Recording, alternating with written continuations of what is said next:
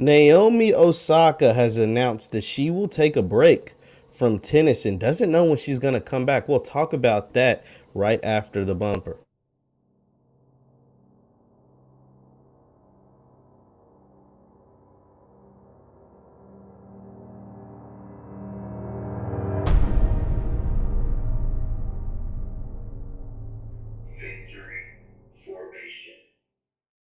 What's good, good people? Jeff Lights Jr. here with the Black Boss channel and Victory Formation. Be sure to hit the thumbs up button, like, share, subscribe, and the notification bell because we upload every single day. Now, Naomi Osaka has announced that she will take a break from tennis and doesn't know exactly when she's going to come back. She stated that after her loss at the U.S. Open, I want to say. We're going to read some from this article from Yahoo Sports. It says, during a post-match interview after her round 3 defeat against Canada's Leylah Fernandez at the U.S. Open, Naomi Osaka, who plays for Japan, said that she is planning on taking a break from tennis to focus on her mental health. Says, quote, I guess we're all dealing with some stuff, but I know that I'm dealing with some stuff, Osaka said during the press conference. She didn't got a go-ahead from someone on the sidelines before continuing, quote, I feel like for me recently when I win, I don't feel happy.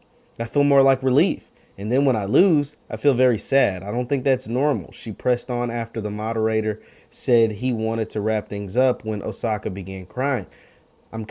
She said, quote, I'm kind of at this point where I'm trying to figure out what I want to do, and I honestly don't know when I'm going to play my next tennis match. Sorry, she said.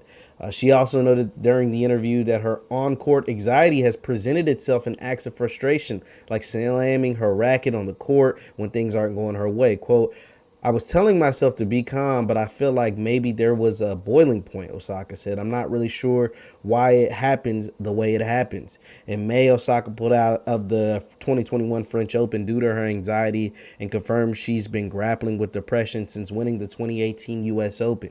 She withdrew from Wimbledon in June before competing in the 2020 Tokyo Olympics, where she made it to the third round before losing.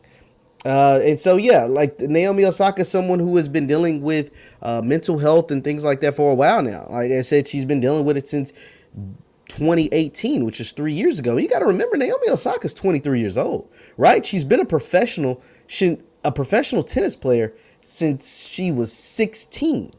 She won her first major before she could legally drink, and she's been ranked as high as #1 in the world. She has 4 majors, and to me, she's the best tennis player in the world.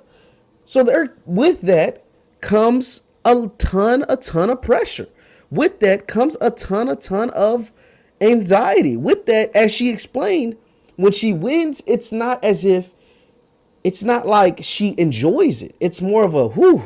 I'm glad I did that, because the world expects that from me. See, I think a lot of times, and I love that her and people like her and Simone Biles and some of the best in the world at what they do are starting to realize, like, yo, like, I understand this sport, this platform that is afforded to me because of the talents and the gifts that I was given and I worked hard to obtain and I worked hard to become this person at this sport, is the reason why I'm able to do certain stuff. Naomi Osaka is the highest paid woman athlete in the world, right? I think she made a ton of money over the last year. She's the highest paid female athlete in the world. So a lot of that comes from the success she has on the tennis court, of course.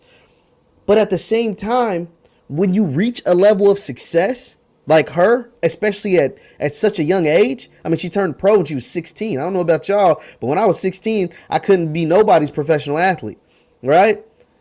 It, like she said, there is more of that relief instead of enjoyment when you win, and when you lose, the world is bashing on you because they're like, why the hell are you losing? You're the best. The best don't lose, right? So that is why I feel like her opening up about her anxiety and about the pressure that she feels is great, right? Now, obviously, you're going to get knuckleheads and losers who are mad because they just want to see Naomi compete. They just want to see Naomi out there, and they just want to see her go, Naomi, you're the best. You get all this money. You're supposed to be inhuman. Well, people with a lot of money suffer from a lot of things all the time. They suffer in silence, right? Until they pop up, knock on wood, until they pop up and they're dead. And you're like, damn, how did this person die when they're the greatest to ever do whatever they did, or one of the best ever to do whatever they did, right? Because they're suffering in silence. They're human. They go through emotions just like me and you, right? R.I.P. Michael K. Williams. But he was suffering in silence. He's one of the greatest actors to ever live. He portrayed one of the best TV characters ever. Omar from The Wire is one of the best characters ever on television. The Wire, in many cases, is the greatest TV show ever.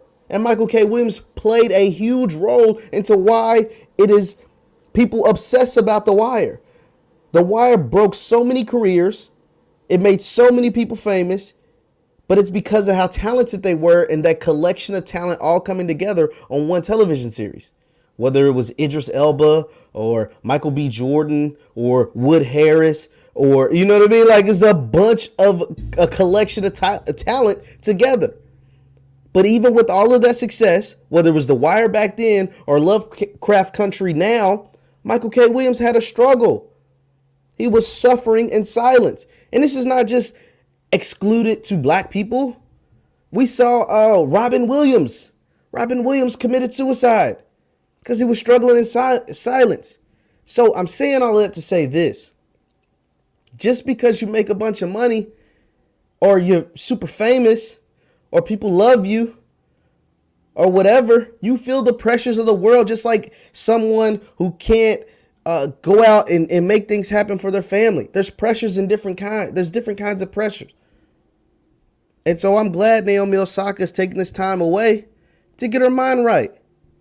To get her mind right so she can go out there and best perform the best she can. Because there's a ton of people that rely on her. Think about this. Naomi Osaka not only feeds her family, but when you become a business or an entity, you feed other families. When you become a brand, you help other people eat. And so when you're not performing your best, you hurting them. And I'm sure she feels the pressure of that as well. So I'm just glad she's getting her mental right, man. Because these are clearly these are struggles she's had. Clearly there's struggles Simone Biles had. Simone Biles at the Olympics. Simone Biles bailed out of the Olympics. Dude, think about that. The Olympics only comes around 4 times a year. And Simone Biles was so messed up, so shook up. She left the Olympics alone. She missed crucial competitive events at the Olympics because she was so shook up. Because she's the greatest to ever do it. And there's so much pressure on her to continue to be great and continue to be the best ever. That kind of messed her up a little bit. Just point blank period. I mean, Michael Jordan retired from basketball twice because of the pressure that he felt. Because he was the best. He was the king of the hill. He was on top of the mountain. He had to leave the game twice. Twice. So this is not just subjected to women. This is not just subjected to black people. But anybody that's had any level of success, especially the level of success that they've had at their particular sport, it's something that you could run into. I'm just glad Naomi and Simone are able to deal with it in a positive manner. Step back, take a break. You know what I mean? Instead of turning to drugs or alcohol and dealing with it that way.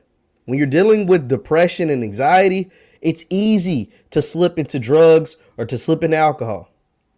And it's easy to lose yourself that way. I'm just glad they're able to do it in a positive manner, hopefully. You know, from what I read, they're dealing with it in a positive manner. They'll get back right. And I think they'll return. They're so young, man, 23 and 24 years old. They will return to being the best in the world and two of the best ever. Simone's the best ever. And Naomi, I think, will continue to be one of the greatest tennis players to ever walk the court, to ever walk this earth. We'll see what happens. Once again, I'm Jeff Lights Jr. with the Black Boss Channel and Victory Formation. Thank you guys for tuning in. Be sure to hit the thumbs up button, like, share, subscribe, and all my Facebook peeps. Follow me, Jeff Lightsy Sports on Facebook. That's Jeff Lightsy Sports on Facebook. Thank you guys for tuning in, and I'll see you next time. Peace.